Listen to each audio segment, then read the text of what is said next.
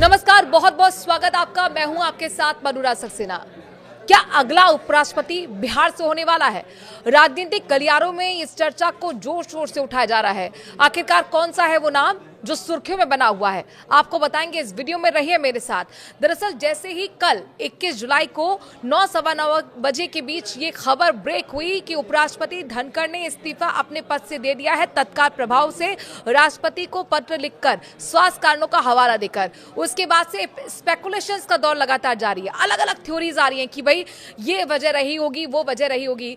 विपक्ष भी लगातार हमलावर है। विपक्ष का कहना है कि स्वास्थ्य कारण तो नहीं हो सकते, कोई और वजह है, कोई गहरी वजह है। हालांकि लगातार अलग अलग थ्योरी सामने आ रही है। राजनीतिक विशेषज्ञ अपने तरीके से विश्लेषण कर रहे हैं। इन सब के बीच में देखिए टाइमिंग को लेकर सवाल क्यों उठा है? आखिर ऐसे कौन से वो संकेत मिले जिसको लेकर अब विपक्ष हमलावर है सरकार पर? सरकार की तरफ से क्या कहा जा रहा है ये भी समझ लीजिए। सबसे पहले हम विपक्ष की तरफ से अपनी प्रतिक्रिया देते हैं, चूंकि यहाँ पर कल से जब से लगातार न्यूज 18 ने इस खबर को ब्रेक किया, सियासी प्रतिक्रिया जो सामने आई। सबसे पहले कपिल सिब्बल की प्रतिक्रिया आई। उन्होंने कहा कि मैं स्पेकुलेशंस पे नहीं जाऊंगा। उन्होंने स्वास्थ्य कारण कहा है तो ठीक है, लेकिन केसी वेणुगोपाल जो कि कांग्रेस के वरिष्ठ नेता, उन्होंने कहा कि मैंने पत्र देखा है। धनखड़ साहब ने जो पत्र राष्ट्रपति द्रौपदी मुर्मू के नाम लिखा है उसमें उन्होंने सरकार का शुक्रिया अदा किया है, लेकिन सरकार की तरफ से कोई स्टेटमेंट नहीं आया।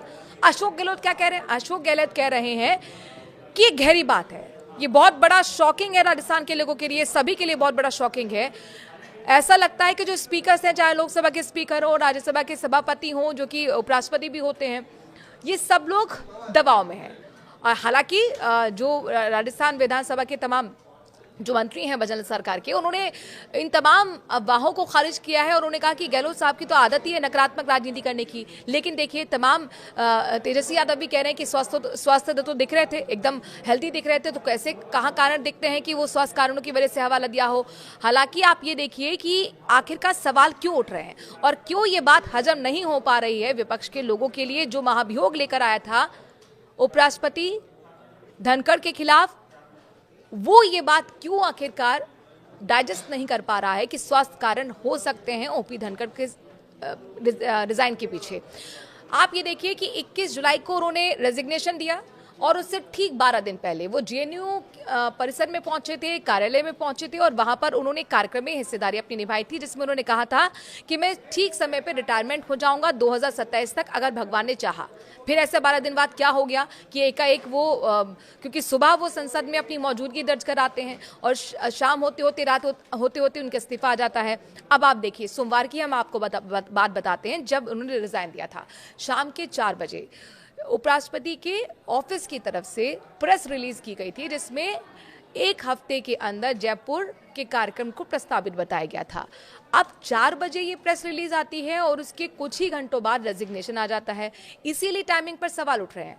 कांग्रेस कह रही है, विपक्ष कह रही है कि ठीक है, हम ये मान भी लेते हैं कि वो बीमार थे, लेकिन ये अचानक एकाएक जब मॉनसून सत्र चल रहा है उस बीच रेजिग्नेशन का क्या मतलब है?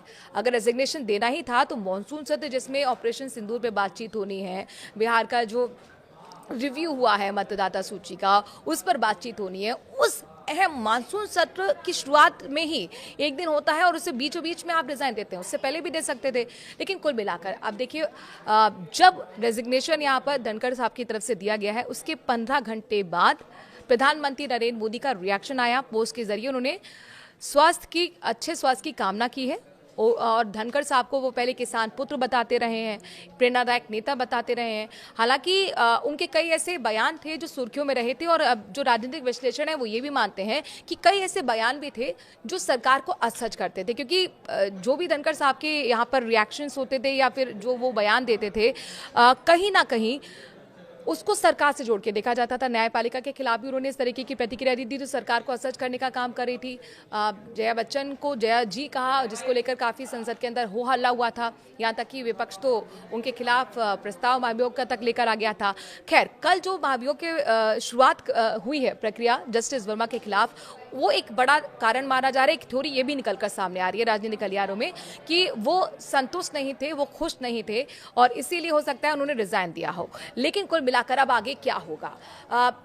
बीजेपी की इसके पीछे क्या रणनीति है? देखिए, राजनीतिक गलियारे जो हैं उसमें इस बात की चर्चा लगातार बनी हुई है कि धनखड़ के इस्तीफे के बाद नीतीश कुमार के लिए उपराष्ट्रपति पद का रास्ता साफ हो गया है और इन अटकलों को हवा दी है बीजेपी के विधायक हरिभूषण ठाकुर ने। उन्होंने कहा कि अगर नीतीश कुमार उपराष्ट्रपति बनते हैं तो ये बिहार के लिए बहुत अच्छा होगा। राजनीतिक गलियारों में ये चर्चा क्यों बनी हुई है? चूंकि देखिए, तमाम जो एक्सपर्ट्स हैं, राजनीति को समझते हैं, जो जानकार हैं, वो ये कह रहे हैं कि बीजेपी इस बार 3 महीने बाद ही, चूंकि वहां पर चुनाव होने हैं, विधानसभा चुनाव में बीजेपी इस बार चाहती है कि ज़्यादा वो सीटें जीते और ऐसे में उसके लिए ज़रूरी है नीतीश कुमार का साथ मिलना। नीतीश कुमार के लिए वो सेफ जगह यहाँ पर डिसाइड कर रही है, नीतीश कुमार को उपराष्ट्रपति बनाएगी ताकि ये एक रणनीतिक हिस्सा राजनीति का बीजेपी के लिए हो सकता है ताकि नीतीश कुमार का उसको साथ मिल सके। तो यहाँ पर इस तरीके के स्पेकुलेशंस लगाई जा रही है। हालांकि अपने दर्शकों को बता दें कि स्वास्थ्य के कारणों का जो हवाला दिया जा रहा है ये हो सकता है सही भी हो, क्योंकि जाहिर तौर पर विपक्ष का काम है निशाना साधना, राजनीतिक विश्लेषकों का काम है कि विश्लेषण करना। लेकिन आप ये देखिए कि अभी हाल ही में एम्स में उनकी एंजियोप्लास्टी भी हुई है, मार्च में कई बार वो हॉस्पिटलाइज भी हुए थे, तो ये भी हो सकता है कि स्वास्थ्य कारण असल में हो। लेकिन जाहिर तौर पर ये राजनीति है, स्पेकुलेशंस लगातार जारी हैं। आप क्या सोचते हैं धनखड़ के इस्तीफे के पीछे? अपनी राय जरूर दीजिए। और क्या आपको वाकई लगता है नीतीश कुमार अगले उपराष्ट्रपति होने वाले हैं? क्या बिहार से अगला उपराष्ट्रपति तय होने वाला है? विधानसभा चुनाव से जोड़कर इस इस्तीफे को देखा जा रहा है। क्या बिहार चुनाव के लिए रास्ता यहां पर बनाया जा रहा है? अपनी राय कमेंट के जरिए जरूर दीजिए।